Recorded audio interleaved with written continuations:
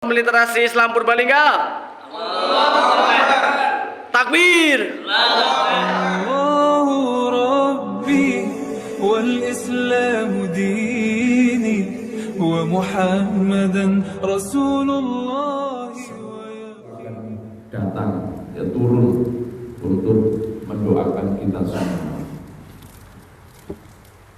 Hadirin sekalian, assalamualaikum. Jadi kita ini insya Allah akan berjumpa dengan bulan Ramadan. Kita insya Allah ini akan memasuki bulan yang mulia, bulan yang agung, yaitu bulan Ramadan.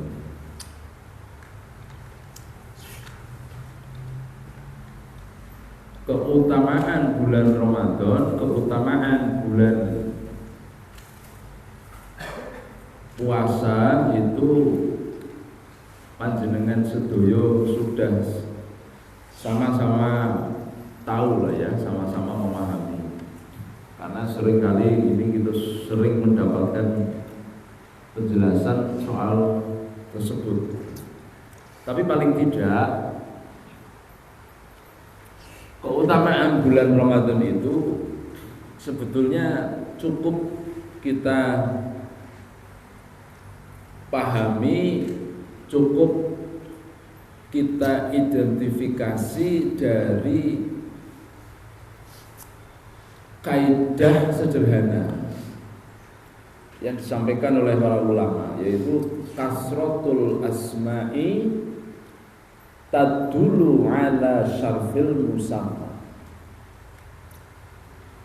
Kasratul asma'i, banyaknya nama, ya, banyaknya nama itu menunjukkan mulianya pemilik nama tersebut.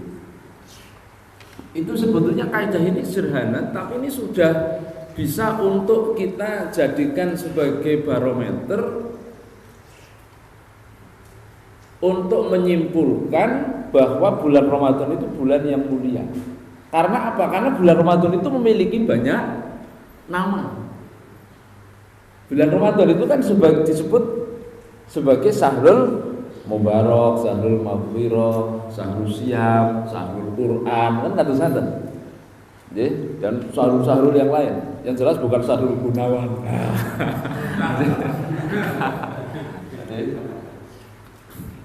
Dan bulan Ramadan itu kan memiliki banyak nama. Maka itu sudah cukup untuk menunjukkan bahwa bulan Ramadan itu bulan yang mulia. Karena apa? Memiliki banyak nama. Sebagaimana ketika kemudian Allah Subhanahu wa Ta'ala itu juga memiliki banyak nama, Asmaul Husna. Maka Allah itu mulia, Allah itu agung. Karena apa? Memiliki banyak nama. Demikian pula Al-Qur'anul Karim itu juga memiliki banyak nama. As-Sifa, Az-Zikra, Al-Furqan, ya, dan sebagainya dan sebagainya. Nah, sehingga itu saja itu sebetulnya sudah cukup itu untuk kemudian kita simpulkan atau kita bisa mengidentifikasi, ya, bahwa Ramadan itu bulan yang agung, bulan yang mulia. Cukup dari namanya saja itu ternyata bulan Ramadan memiliki banyak nama, banyak sebutan. Nah, itu yang pertama. Sehingga keutamaan bulan Ramadan itu bisa kita lihat dari situ saja. Apalagi kalau kemudian ditambah dengan penjelasan-penjelasan baginda Rasulullah Muhammad SAW, hadis-hadisnya itu tentang keutamaan bulan Ramadan. Amalan yang wajib, ya, dilipat gandakan pahalanya menjadi 70 kali. Amalan yang sunnah menjadi ganjaran itu wajib, ya, dan sebagainya dan sebagainya. Nah, itu akan semakin lengkap sudahlah keutamaan bulan Ramadan yang tidak perlu kita ragukan, keutamaan bulan Ramadan yang tidak perlu kemudian kita, ya, kita abaikan. Mestinya bulan Ramadan yang penuh keutamaan, keagungan ini kita sambut dengan gembira, kita sambut dengan semangat. sebagaimana dulu generasi awal Islam yang mengisi bulan Ramadan itu dengan amalan-amalan yang bukan amalan biasa, tapi amalan yang luar biasa. Itu generasi awal Islam dahulu. Oleh karena itu maka pada bulan Ramadan di masa-masa yang lampau, masa-masa yang lalu, generasi-generasi awal Islam itu mengisi bulan Ramadan itu dengan prestasi-prestasi yang besar. Ramadan itu dijadikan oleh generasi awal Islam dahulu, generasi baginda Rasulullah, para sahabat dan seterusnya, itu diisi untuk mewujudkan proyek-proyek besar Islam dan kaum muslimin. Jadi bulan Ramadan dijadikan sebagai momen untuk mewujudkan misi-misi agung, untuk mewujudkan proyek-proyek besar Islam dan kaum muslimin. Proyek-proyek besar yang bukan hanya sekedar kemudian proyek yang secara materi itu besar, tidak, tetapi sekaligus ini proyek yang krusial, proyek yang urgent, yang menentukan nasib Islam ke depan dan nasib umat Islam ke depan. Itu dahulu generasi sahabat, generasi Rasulullah SAW, Ramadan jadikan momen untuk itu. Jadi bukan hanya Ramadan itu diisi dengan kita banyak melakukan ketaatan yang ditunjukkan hanya dengan ibadah-ibadah fardiyah, ibadah-ibadah mahdoh, atau kemudian ibadah-ibadah egois hanya untuk kelezatan dirinya sendiri, hanya untuk soleh awake dewek, seperti baca Quran, kemudian qiyamul lail, sholat taraweh, sedekah. Itu kan ibadah-ibadah untuk soleh kepada dirinya sendiri.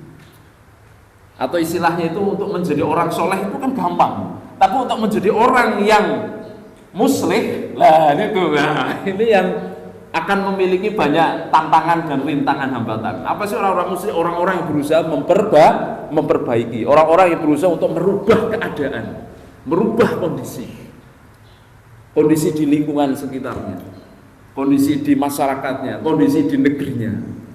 Nah, itu akan memiliki banyak pasti tantangan. Tapi kalau untuk menjadi orang yang sekedar soleh, yaitu bisa sholat khusyuk untuk dirinya sendiri, sholat jamaah, bisa baca Quran, habis Quran, itu mudah bisa. Dan tidak akan ada musuh, itu akan sedikit musuhnya. Tetapi kalau kemudian kita melakukan amalan yang ingin merubah keadaan, yaitu amar ma'ruf nahi mungkar, dakwah, apalagi sampai merubah sistem, itu pasti akan dihadapkan dengan tantangan dan rintangan, ada musuh di situ. Lah para sahabat dan generasi Rasulullah itu jadikan Ramadan ini sebagai momen bukan hanya untuk kelezatan individual, melakukan ibadah hanya untuk kelezatan individual, tetapi juga melakukan perbaikan tadi, mewujudkan misi agung, mewujudkan proyek besar Islam dan kaum muslimin. Di antaranya adalah pada momen bulan Ramadan itu, misi agung yang pertama yang kemudian diwujudkan oleh baginda Rasulullah dan para sahabat adalah bagaimana harus bisa mengalahkan kaum kafir Quraisy di dalam peperangan besar pertama antara daulah Islam Madinah dengan mereka, negara kafir Quraisy itu yang berpusat di Mekah, yang terjadi pada tanggal 17 Ramadan. Perang tersebut yang kemudian kita kenal dalam sejarah, perang itu adalah perang Badar Kubro. Jadi perang Badar Kubro itu adalah perang yang terjadi pada bulan Ramadan, tanggal 17 Ramadan, yang kemudian bahkan sampai perang tersebut ini disebut sebagai perang yang paling krusial, perang yang paling genting, karena menentukan nasib ke depan Islam dan kaum muslimin. Apakah nanti Islam akan tetap eksis? Apa kemudian Islam malah justru kemudian baru lahir terus langsung hancur, langsung punah? Oleh karena itu maka baginda Rasulullah SAW ketika pada malam harinya, pada tengah malam sebelum esoknya kemudian melakukan peperangan, pertempuran dengan orang kafir Quraisy itu, maka beliau bermunajat kepada Allah Subhanahu wa taala. Beliau berdoa dengan doa yang mampu kemudian sampai langit itu bergetar. Dengan doa yang sampai kemudian itu Allah Ta'ala itu memberikan akhirnya kemudian pertolongan yang berupa kemenangan kepada pasukan kaum muslimin, yang secara akli jumlah pasukan kaum muslimin itu memang secara akli itu sangat sedikit dibanding dengan pasukan kafir Quraisy yang jumlahnya 1000, sementara pasukan kaum muslimin itu hanya 300. Dan itu pun tidak semua itu 300 itu punya pedang, punya senjata. Atau tidak semua itu bisa naik kuda atau onta, karena ya saking minimalisnya perlengkapan persenjataan kala itu. Wong negara nembel air. Negara nembel air ibaratnya nembel bisa melaku. Lah kok terus langsung ngadepi pasukan ya kafir Quraisy, negara kafir Quraisy itu sudah lama eksis sebelumnya yang ada di Mekah. Kafir Quraisy itu adalah merupakan penguasa ya Mekah, di mana mereka adalah merupakan kabilah terkuat di Jazirah Arabia. Jadi kabilah terkuat atau suku terkuat di Jazirah Arabia itu adalah suku Quraisy. Yang kedua itu adalah Taif, yang ketiga kemudian adalah suku Hawazin. Itu di wilayah Jazirah Arabia, yang jumlah sukunya itu sekitar 80-90-an. Lah kafir Quraisy itu suku terkuat itu, kabilah terkuat itu. Lah ini menghadapi ya kaum muslimin yang barulah lahir, anak kemarin sore, lah itu ya bocah nembe wingi sore. Ini harus menghadapi pasukan kafir Quraisy, jumlahnya juga jauh lebih besar. Maka disitulah ini kan situasi yang sangat genting itu. Situasi berarti sangat genting, sangat krusial sekali. Maka kemudian baginda Rasulullah SAW kemudian pada tengah malam itu bermunajat kepada Allah Subhanahu wa taala di bulan Ramadan itu. Beliau kemudian bermunajat kepada Allah Subhanahu wa taala, berdoa dengan doa yang sampai ya Abu Bakar As-Siddiq yang ikut sholat di belakang beliau menjadi makmum. Ya, Abu Bakar As-Siddiq ini sampai menangis mendengar doa yang diulang-ulang oleh baginda Rasulullah Muhammad SAW. Abu Bakar As-Siddiq itu sampai merinding bulu kuduknya. Ya, dengan doa yang dipanjatkan oleh baginda Rasulullah. Ya, dengan doa ini seolah-olah baginda Rasulullah itu mengancam Allah Subhanahu Wa Taala. Dengan doa itu yang dipanjatkan oleh baginda Rasulullah itu seolah-olah seperti mengancam Allah Subhanahu wa taala. Baginda Rasulullah SAW berdoa, Allahumma in tahlik hadhil isabah lan tu'bada bika min ba'du abadan. Ya Allah, jika kelompok yang sedikit ini kalah, hari ini itu kalah, maka setelah hari ini engkau tidak akan pernah lagi disembah. Nah ini kan mengancam ini. Baginda Rasulullah itu seolah kayak mengancam itu Allah Subhanahu wa taala. Ya Allah, jika benar pasukan yang sedikit ini, yang qalilan ini kemudian kalah, maka niscaya engkau tidak akan disembah selamanya. Loh ya kan, loh sudah kalau habis itu kan ya wis bubar.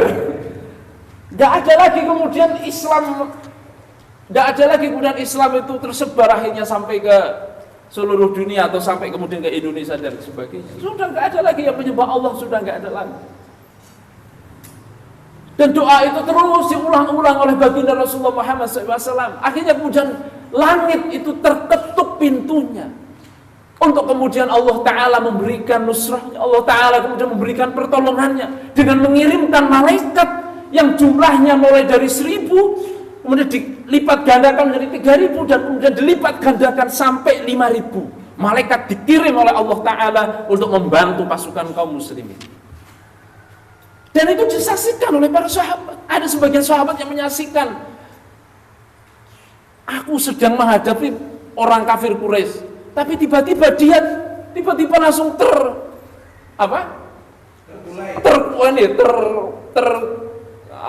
bukan terkulai kayak mau banci terkulai, langsung terhuyung-huyung glebak kayak gue. Ya. Ada yang memukul dari belakang. 5.000 malaikat itu dikirim oleh Allah Subhanahu wa taala untuk membantu pasukan Islam. Nah, itulah misi krusial pertama, misi sangat genting sekali. Dan setelah itu Allah memberikan kemenangan. Dan bukan hanya itu. Kemudian kemenangan-kemenangan yang lain di bulan Ramadan yang ini merupakan misi krusial, misi genting dari generasi awal dahulu. Yaitu penaklukan kota Mekah atau Fathul Mekah. Ini juga terjadi pada bulan Ramadan, tepatnya tanggal 20 Ramadan. Tahunnya 8 Hijriah. Kalau perang Badar Kubro itu kan tanggal 17 Ramadan, tahunnya 2 Hijriah. Nah ini tanggal 20 Ramadan tahun 8 Hijriah, ini Fathul Mekah. Itu pasukan kaum muslimin sudah lumayan kuat. Itu sudah mulai sudah bukan anak kemarin sore. Orang kafir Quraisy juga sudah mulai mikir-mikir itu. Makanya ketika Fathul Mekah itu nyaris tanpa ada perlawanan yang berarti. Pasukan kaum muslimin kala itu 10.000 pasukan muslimin untuk menaklukkan kota Mekah gitu. Ya. Dan alhamdulillah berhasil. Itu terjadi juga pada bulan Ramadan. Dan kemudian disusul berikutnya perang Hunain. Itu terjadi pada bulan Syawal. Karena setelah Fathul Mekah kemudian Rasulullah tidak kembali ke Madinah. Jadi setelah Fathul Mekah Rasulullah kemudian melanjutkan untuk kemudian menaklukkan kekuatan kabilah di Jazirah Arabia yang kedua dan yang ketiga, yaitu Taif dan Hawazin itu. Dan ternyata mereka memang bersekutu, hendak ingin menyerang kaum muslimin, menyerang pasukan Rasulullah, menyerang negara Islam. Dan terjadilah kemudian perang itu di lembah Hunain. Nah, itu. Dan alhamdulillah Allah Subhanahu wa taala juga memberikan kemenangan yang luar biasa pada perang Hunain itu.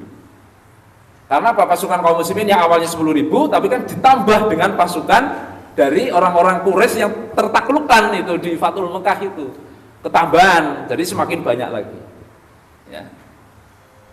Nah, jadi dari peristiwa-peristiwa ini menunjukkan bahwa bulan Ramadan ini baginda Rasulullah tidak hanya menyibukkan diri untuk melakukan amalan-amalan ketaatan sifatnya individual, hanya untuk ketaatan yang tadi untuk soleh bagi dirinya sendiri, lezat untuk dirinya sendiri, ini disebut ibadah egois.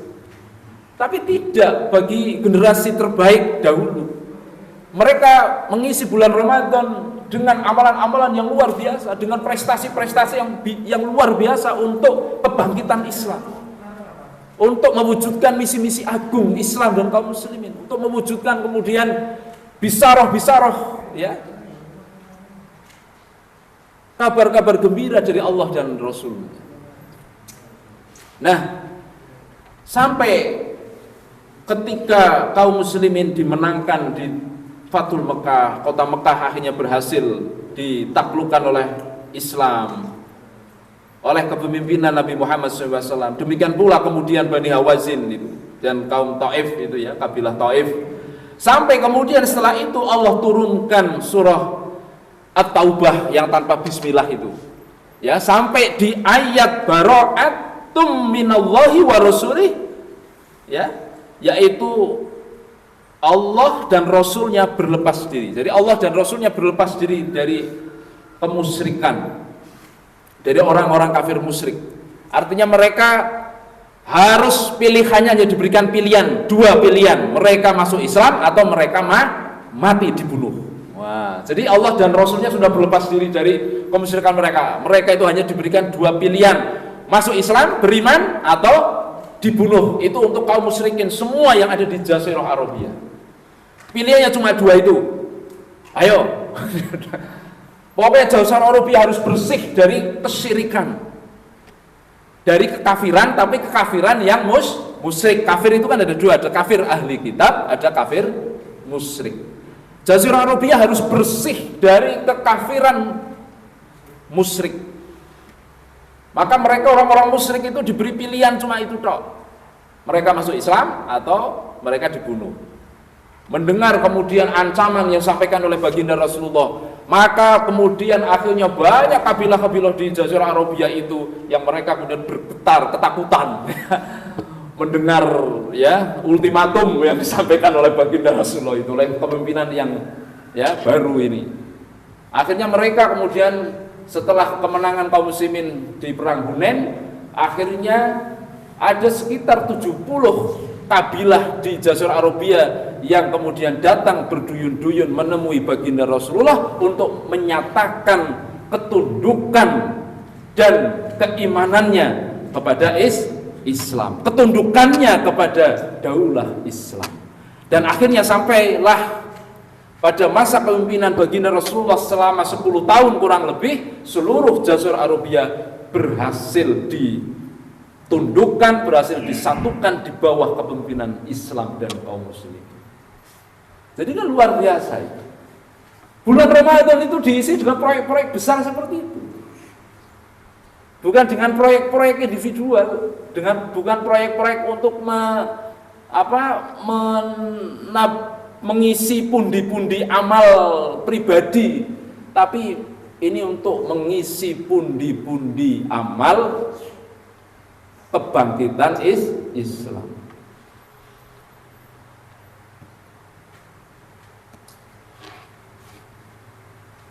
Para asatidz kiram rahmatullahi alaikum. Jadi mengapa kemudian di bulan Ramadan ini pada masa-masa dahulu itu umat Islam mampu mewujudkan proyek-proyek besarnya atau mampu kemudian mewujudkan misi-misi yang agung? Karena sekali lagi bulan Ramadan itu memang adalah bulan yang tepat itu ya. Bulan yang tepat untuk Allah itu menurunkan pertolongannya, atau bulan yang tepat untuk kita mengundang pertolongan Allah, mengundang kemenangan. Jadi mengapa kok kemudian di bulan Ramadan ini banyak misi-misi agung Islam yang ini berhasil diwujudkan? Proyek-proyek besar Islam yang berhasil diwujudkan, kemenangan-kemenangan Islam ya itu diperoleh oleh kaum muslimin. Itu karena memang bulan Ramadan itu bulan yang memang bulan yang tepat gitu, momen di mana ada 3 kekuatan itu berkumpul. Itu di bulan Ramadan. Kekuatan yang pertama adalah kekuatan ketaatan. Karena di bulan Ramadan itulah umat Islam itu ketaatannya kepada Allah itu meningkat. Ibadahnya itu meningkat, kedekatannya kepada Allah itu meningkat. Ya. Itu yang pertama, kekuatan yang pertama itu. Ya. Apalagi didukung, disupport oleh kala itu negaranya juga taat, pemimpinnya juga taat itu. Negaranya juga negara yang menerapkan Islam. Nah, sehingga kan kemudian jadi ketaatan itu full power gitu, ketaatannya.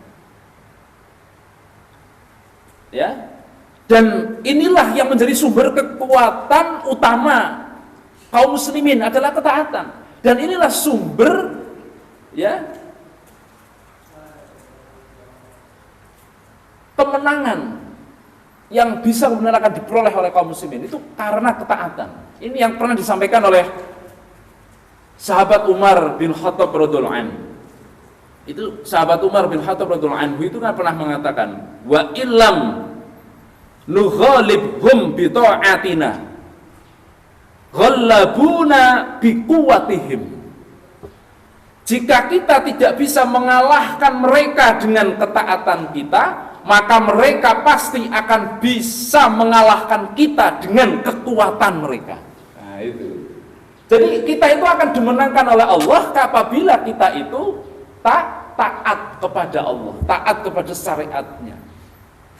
Dan sebaliknya apabila kemudian kita maksiat kepada Allah, maka Allah itu akan menunda kemenangan kepada kita, atau kemudian meng-cancel kemenangan pertolongannya kepada kita, dan akan berikan kemenangan sebaliknya kepada musuh dengan kekuatan mereka. Dan itu yang terjadi ketika pada perang Uhud. Pada perang Uhud itu kaum muslimin jumlahnya lebih banyak. atau paling nggak sebanding dengan pasukan musuh. Tetapi karena ada sebagian dari kaum muslimin pasukannya itu yang tidak taat kepada perintah Rasulnya, maka kemudian akibatnya adalah Allah memberikan ujian kepada kaum muslimin berupa apa? Kewalahan dalam mereka menghadapi pasukan musuh. Sampai Rasulullah sendiri mengalami luka-luka, gigi gerahamnya itu ada yang sampai tanggal copot.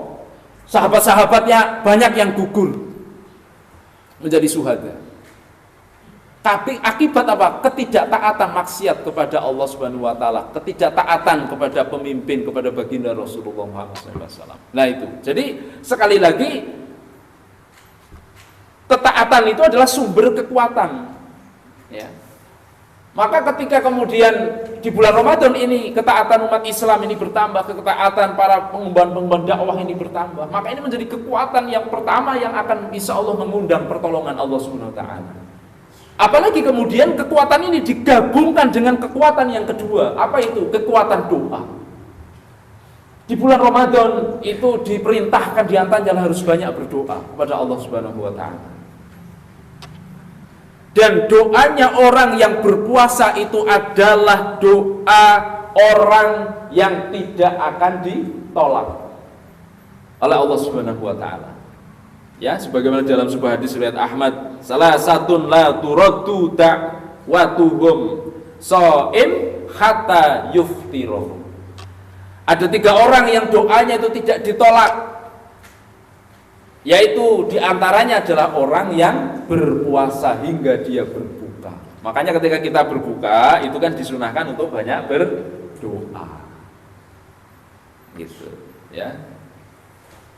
Nah, oleh karena itu maka ketika 2 kekuatan ini berkumpul, kekuatan ketaatan kepada Allah, kekuatan doa yang terus kita panjatkan, maka insya Allah doa-doa itu akan mampu untuk membelah langit.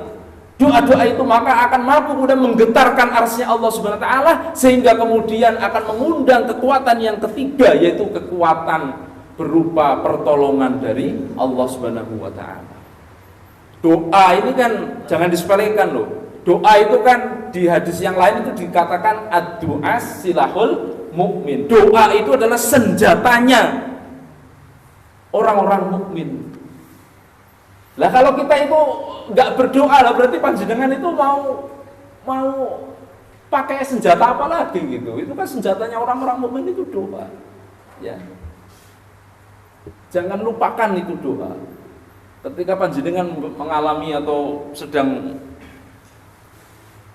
merasakan kesulitan dalam kehidupan ini, maka ketika seolah-olah tidak ada jalan lagi solusi, ya tidak ada jalan solusi, tidak ada jalan keluar, semua jalan itu buntu, bahkan jalan tikus juga nggak ada, terobosan orang ya semuanya buntu, maka itulah kekuatan kita terakhir, itu kekuatan doa. Nah, itu, ya.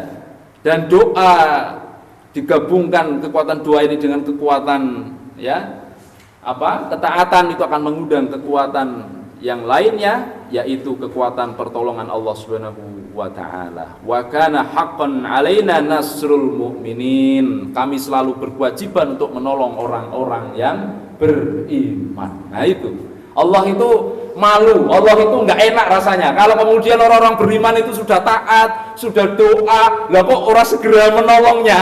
Allah itu enggak segera menolong, Allah itu enggak enak rasanya. Allah itu malu. Ya. Maka Allah mewajibkan dirinya untuk menolong mereka. Allah mewajibkan dirinya, berjanji kepada dirinya untuk menolong orang-orang yang beriman. Nah, jadi bulan Ramadan itulah memang momen yang paling tepat memang untuk kita mewujudkan kembali misi-misi agung berikutnya. Apa misi agung berikutnya? Ya sebagaimana diriwayatkan di hadis riwayat Ahmad itu, ya,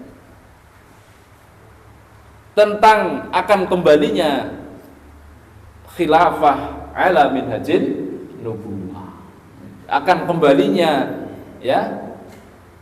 khilafah yang kedua yang mengikuti manhaj kenabian. Ini adalah bisyarah Rasulullah. Ini kan misi agung kita, proyek agung kita.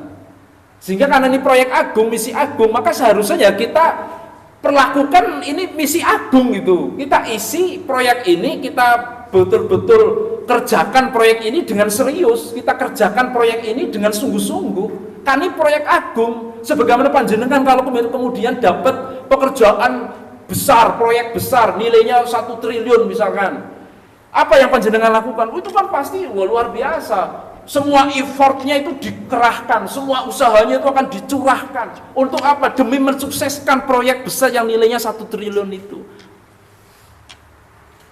Nah ini kan nilainya kan nggak ternilai ini, karena layah tahsib ini nilainya saking besarnya, saking nggak ada, bukan saking nggak ada harganya ya, saking harga rupiah itu nggak ada yang bisa menghargainya. Maka mestinya kan kemudian kita juga memperlakukan, mengusahakan proyek agung ini dengan sekuat tenaga, dengan sungguh-sungguh, dengan mengerahkan effort yang luar biasa. Harusnya begitu. Dan apalagi proyek agung ini sudah dijanjikan oleh baginda Rasulullah bahwa proyek agung ini pasti akan dimenangkan oleh kita. Tinggal kita mau bersabar apa tidak, istiqomah napa boten, serius napa boten. Dan apalagi ini kita sudah diberikan oleh Allah Subhanahu wa taala sebuah kutlah dakwah yang insya Allah sudah on the track. Kutlah dakwah yang murni pemikirannya dan murni thariqahnya ya, bersumber dari nas-nas syar'i dan penjelasan para ulama yang manhaji. Nah, sehingga kemudian tidak perlu kemudian ada keraguan lagi untuk terus kita berdakwah untuk mewujudkan proyek besar berikutnya, yaitu proyek besar menerapkan Islam secara kafah untuk kebangkitan Islam di akhir zaman ya, kita hari ini. Ya, yang Allah sudah menjanjikan kemenangannya itu pada kita. Para sidal kiram warahmatullahi alaikum. Kemudian berikutnya yang terakhir, atau belum terakhir ya, karena ini kan waktunya sampai duhur. Jadi waktunya masih panjang. Ya. Jadi kemudian yang lainnya ya, ini Al-Fakir juga ingin sampaikan, ini agar memberikan apa namanya semangat dan tambahan kekuatan iman ya kepada kita. Ramadan itu disebutkan di dalam hadis ini adalah juga merupakan rahasia dari kekuatan umat Islam. Itu Ramadan. Ya, Ramadan itu adalah rahasia, bagian dari rahasia kekuatan umat Islam. Karena di Ramadan itu berkumpulnya 3 kekuatan, itu yang pertama. Ya.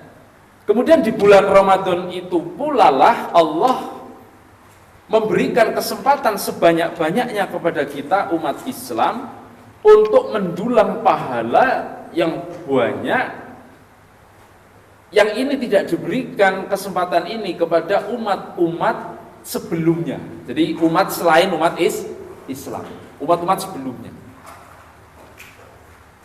Di dunia ini kan ada 70 umat yang Allah pernah turunkan ke muka bumi.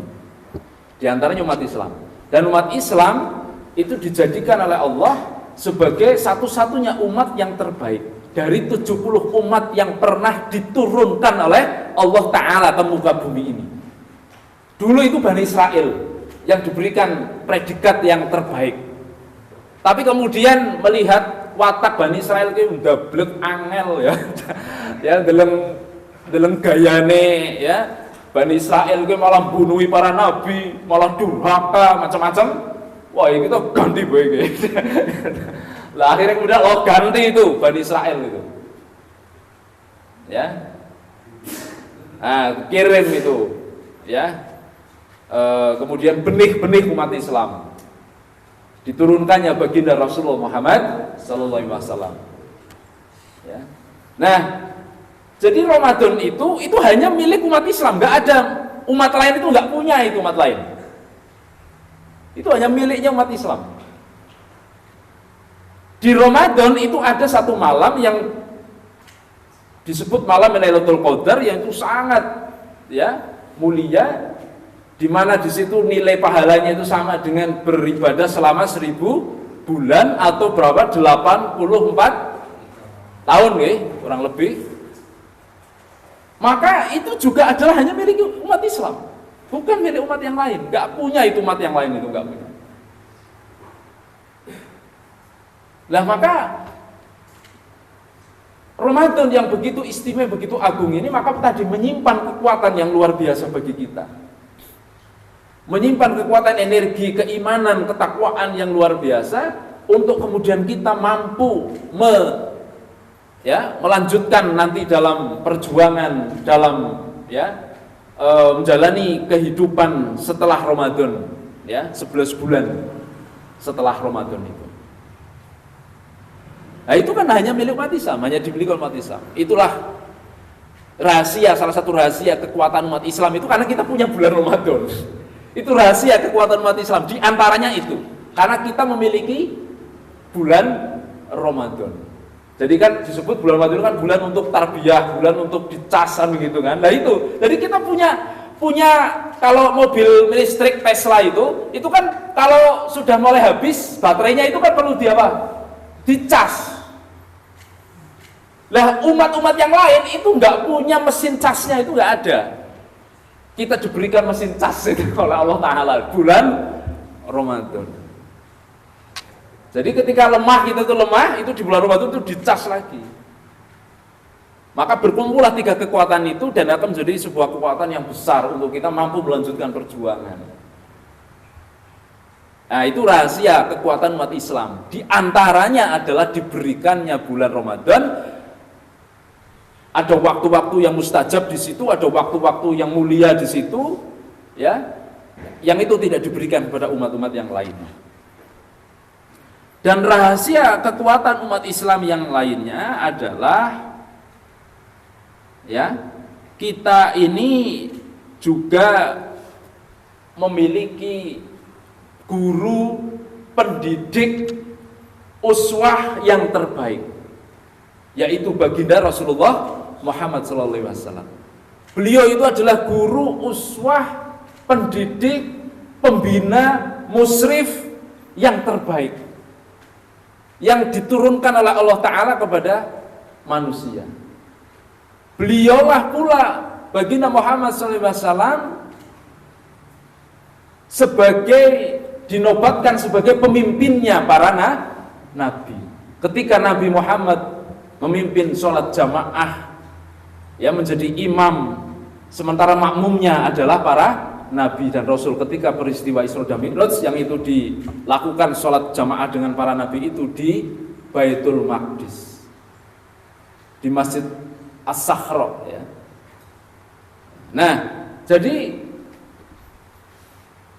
kita ini memiliki guru pendidik, pembina, musrif yang terbaik, pemimpinnya para nabi. Dan Nabi Muhammad inilah satu-satunya nabi yang namanya itu disandingkan bersama nama Allah Subhanahu wa Ta'ala di dalam kalimat syahadat, la ilaha illallah Muhammadur Rasulullah. Satu-satunya nama nabi yang namanya disandingkan bersama nama Allah Subhanahu wa Ta'ala itu hanya Nabi Muhammad SAW. Kan luar biasa, kita memiliki seorang nabi yang demikian, seorang musrif, seorang guru, pendidik, pembina yang demikian. Luar biasa. Yang sampai kemudian kalau kita nggak mengucapkan kalimat syahadat itu, syahadat Rasulullah itu, kita misalkan hanya mengucap kalimat syahadat Allah, la ilaha illallah sudah cukup, tapi tidak melanjutkan dengan kalimat syahadat Rasulullah, tidak sah keimanan seorang. Tidak sah seorang khotib, misalkan pakai kamal khotib Jumat tuh orang ngucapnya itu. Misalkan kan kasus-kasus tidak sah pula kemudian sholatnya seorang yang tidak mengucapkan kalimat itu. Kan Masya Allah.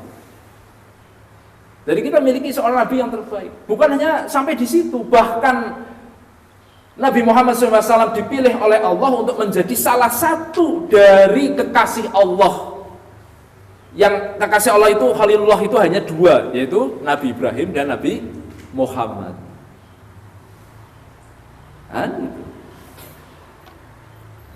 Nah, oleh karena itu maka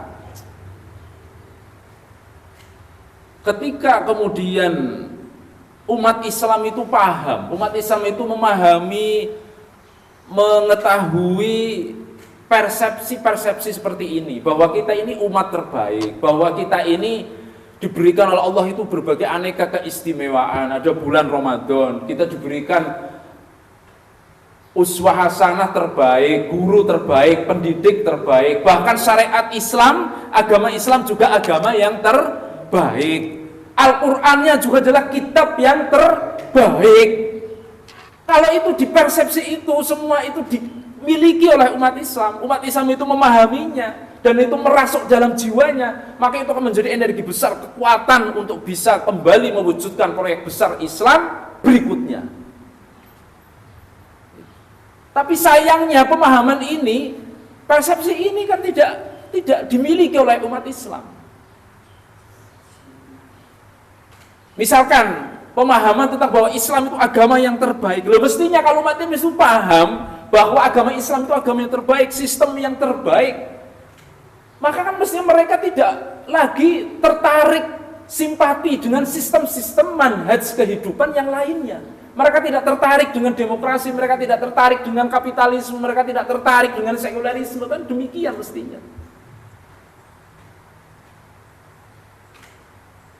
Karena mereka sudah cukup yakin bahwa Islam sudah satu-satunya yang terbaik untuk mengatur kehidupan ini. Demikian pula ketika mereka memahami bahwa bagi Rasulullah itu uswah terbaik, pendidik terbaik, guru terbaik, pemikir terbaik, panglima terbaik, pemimpin keluarga terbaik. Mestinya kan mereka hanya menjadikan Rasulullah sebagai teladan, contoh satu-satunya. Tidak mengikuti kemudian contoh-contoh yang lain, mengambil pendapatnya Karl Marx, mengambil pendapatnya J.J. Rousseau, mengambil pendapatnya ini itu orang-orang kafir, di mana mereka orang-orang kafir yang tidak beriman pada Allah, yang tidak mengenal halal haram, di mana Allah nyatakan sendiri, innamal musyrikuna najasun. Sesungguhnya orang-orang musyrik itu najis. Allah Ta'ala sendiri menyatakan bahwa orang-orang kafir musyrik itu najis. Najis bukan najis dalam makna jazadiyah ya, badannya itu najis, tangannya, kakinya itu najis, bukan, tapi najis akidahnya, pemikirannya, sistem kehidupannya itu najis. Artinya umat Islam itu harusnya menjauhinya, tidak mengambilnya. Lah tapi hari ini kan justru malah orang-orang kafir itu dijadikan teladan bagi umat Islam. Ya, timnas Israel datang ke Indonesia disambut dengan gegap gempita oleh rezim apa Pak Kiai Kamal tadi ngendika Mukidi, nah diberikan karpet merah ya. Nah jadi itulah rahasia kita sebagai umat yang terbaik, rahasia kekuatan kita umat Islam. Yang ini mestinya dipahami oleh kaum muslimin. Dan itu dimiliki oleh kaum muslimin pemahaman ini. Insya Allah itu akan mampu memberikan energi yang besar, kekuatan yang besar untuk berhasil untuk mewujudkan proyek besar Islam di akhir zaman ini. Ya. Nah,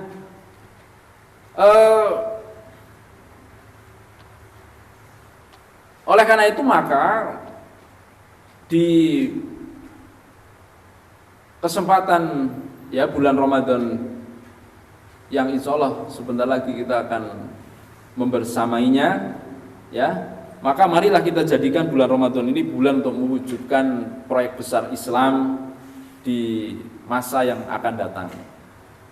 Kita wujudkan dengan kita bekerja keras, kita semakin bersungguh-sungguh melakukan amal dakwah, amal perjuangan ya yang berlipat ganda.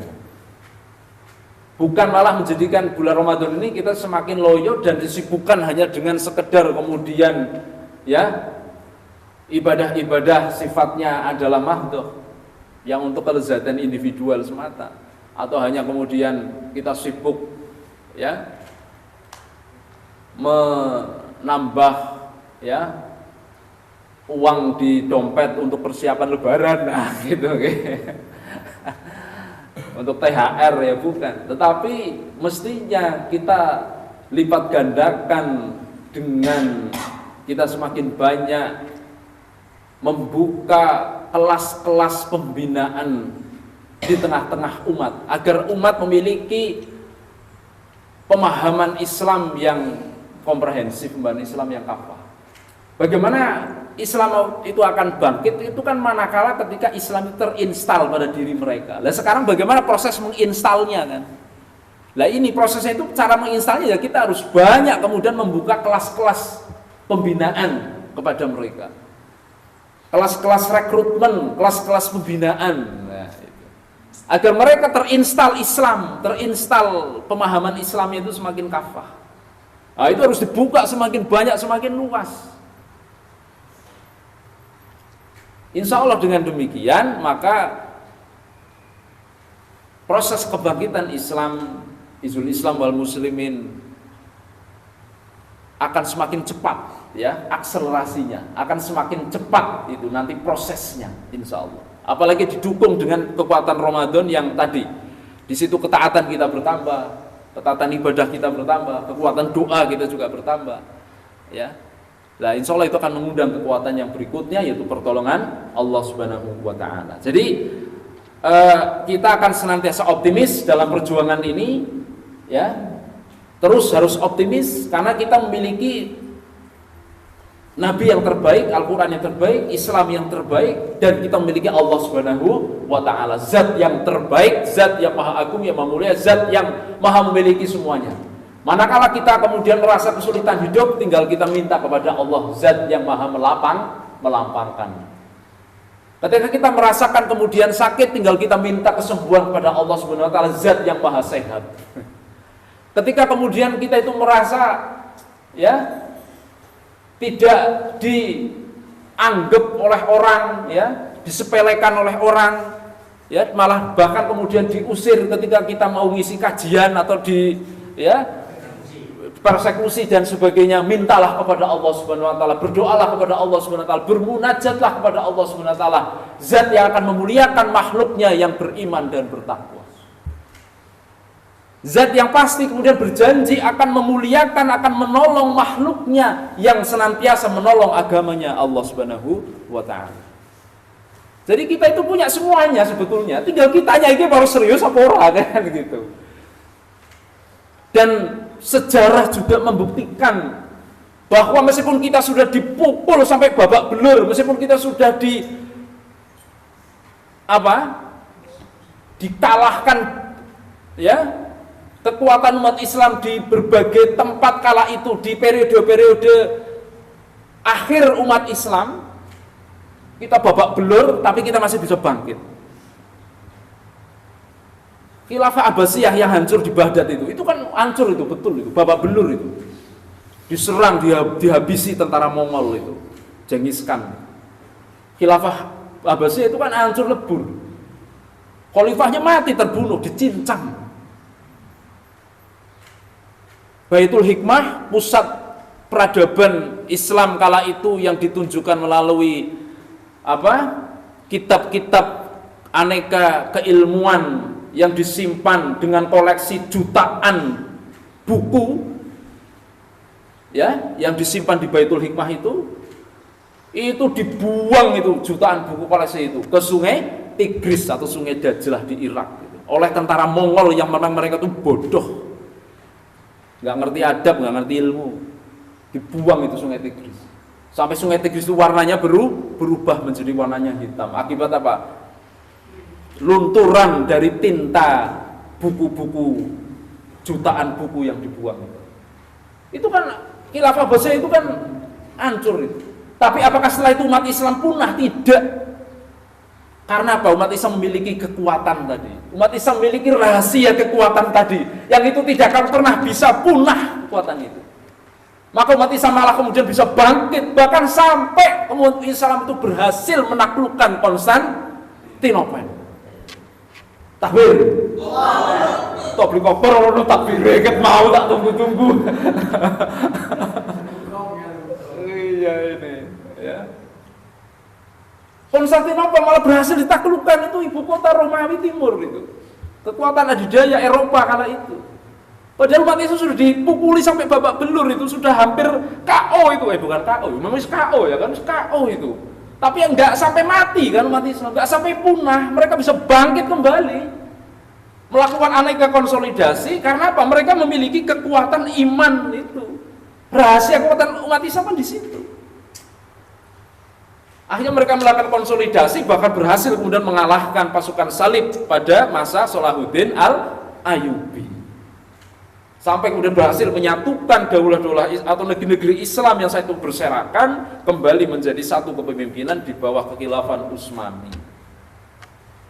Jadi kita ini, meskipun hari ini kita babak belur, sudah dipukuli sana sini, kita dipersekusi di mana-mana, kita optimis, kita mesti terus berjuang, bangkit, kita pasti akan menang. Karena kita punya kekuatan yang itu tidak dimiliki oleh mereka. Nah itu. Ini kekuatan kita, ya. Tinggal kita mau menyadari kekuatan ini, mau betul-betul menjadikan kekuatan ini sebagai energi kita, ya. Kemudian sungguh-sungguh dalam mengamalkannya, apakah tidak? Insya Allah dengan semua kekuatan, apabila kemudian kita semua kekuatan ini kita serapi, kita miliki oleh umat Islam, ya, maka insya Allah akan terwujud kembali proyek besar Islam di akhir zaman, yaitu tegaknya kembali khilafah ala minhajin nubuwah. Apalagi kita melihat hari ini dunia sedang membutuhkan pertolongan kita, dunia sedang membutuhkan uluran tangan kita, uluran tangan Islam dan kaum muslimin. Dunia ketika dipegang oleh orang-orang kafir hari ini, dipegang oleh Amerika, dipegang oleh Inggris, dipegang oleh Rusia, dunia hancur, carut marut, tidak karu-karuan. Tapi insya Allah dengan kemudian dipegang oleh Islam dan kaum muslimin, diatur dengan Islam, dunia akan menjadi rahmatan lil alamin. Indonesia saja dipegang oleh satu orang ini sudah nggak karu-karuan, ya. Nah, apalagi kemudian kalau ya Indonesia, gampang mensejahterakan Indonesia ini gampang, ya. Dunia saja kita mampu kok, insya Allah, ya, dengan Islam. Demikian yang bisa Al-Fakir sampaikan. Assalamualaikum.